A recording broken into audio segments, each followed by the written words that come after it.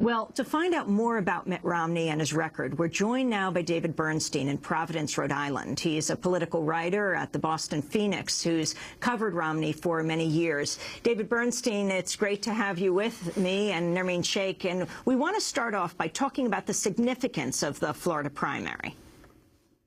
Well, thanks for having me on. The Florida primary was a very big one for Mitt Romney. It figured very heavily in their strategy from the beginning because they knew that he was not likely to win a lot of states in the South, some of the conservative Midwest. So Florida was really the one place where they thought they had to win. And with Florida, they feel like the rest of the states really add up in their favor from this point. And it also, stops anyone else from getting momentum. And the size of the victory, I think, was greater than even they had hoped for from early on. And I think is really going to line up a lot of the Republican establishment and funders and so forth behind him as the likely nominee. I just wanted to ask you about the donors. The super PAC information is very important. We haven't had it until this point about who these donors were. In the case of Mitt Romney's PAC, 11 people directed $1 million or more each to the PAC. I'm looking at a piece in the Washington Post today.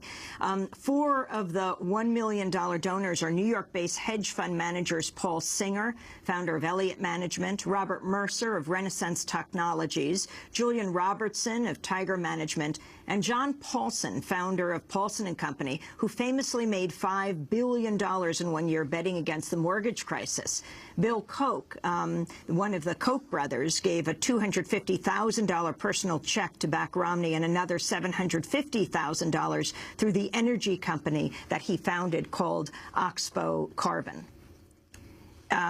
Koch is the son of the founder of Koch Industries, but sold his share of the company to his 2 brothers after a long legal battle. David Bernstein, who Romney's big supporters are? Well, and if you go back to the very early fundraising for the super PAC in May and June, which was reported in the first half of the year, there were a lot of his former colleagues at Bain Consulting, Bain Capital, as well as other, sort of Wall Street and hedge fund folks. The key for that super PAC has been that they didn't have to do any reporting after the end of June until now. So we haven't, essentially, they've been able to keep who those donors are away from the voters, if you will, until we reach this point, through several of the first voting primaries, including this key one in Florida. So now that could become a little bit of a controversy. What's interesting, a few of those folks that you mentioned, there are some sort of big conservative stalwarts in there, and also some of the Walmart heirs gave a little bit of money to the super PAC as well. But there's a group of them who had really been looking for someone else. You mentioned Paul Singer, for instance, Paulson, some others, who really had been looking, for instance, to draw Chris Christie into the race and had been really actively trying to get Mitch Daniels in the race. They really were not gung-ho Romney supporters from early on. But as the race went on, or as the field sort of dwindled and he was there, sort of the guy left standing for those moneyed interests, if you will, some of whom are much more moderate or liberal on social issues and have not liked how Mitt Romney has moved to the right on those issues over time. Paul Singer, in particular, has been very active in supporting gay marriage, for instance, in New York and elsewhere. So they were not thrilled about landing on Mitt Romney, but when they felt like they had no other choice, they clearly have now jumped in with both feet. And where that money has gone, as you mentioned, almost entirely in attacks against Newt Gingrich. And one would imagine that there's going to be more of that money coming later on in attacks aimed at Barack Obama once they turn their direction that way. David Bernstein, you've written as well about why a number of the donors who supported Romney in 2008 haven't done so this time around. What's the significance of that? Well, it's very interesting. I had taken a look, and I have not seen The new report from the last few months of the year just came out late last night, so I haven't had a chance to go through the whole thing. But what I had looked at is through the first 3 quarters of the year, well into the cycle, the vast majority, really 3/4 or more of the big donors, I'm not talking about the little donors, I'm talking about the ones giving near the maximum to Romney in his first run, and even early in his first run, which would suggest that they were, very serious supporters, giving him $2,000 very early in his run in 2007 when he was really an underdog, not, the establishment pick, not the favorite.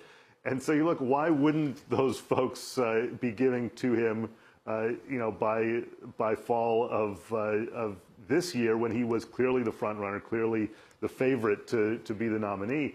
And what it turns out to be is that a lot of the very big, influential bundlers or people who influence bundlers, folks like, even a Jeb Bush, for instance, in Florida, or a Haley Barbour, some folks in out west and in Texas, for instance, either they were waiting for someone specific to get that they were hoping to get in, or they just were not happy with what Mitt Romney had become. And I think that was a big part of it, that early in his first race for 2008, Romney was thought of as being a moderate, but then he ran very hard to the right, and a lot of the people who were very much with him at the beginning of that race, at this point, were looking for something a little less hardcore on some of the issues, like the social issues, like immigration, where Romney has turned very hard to the right, and so on.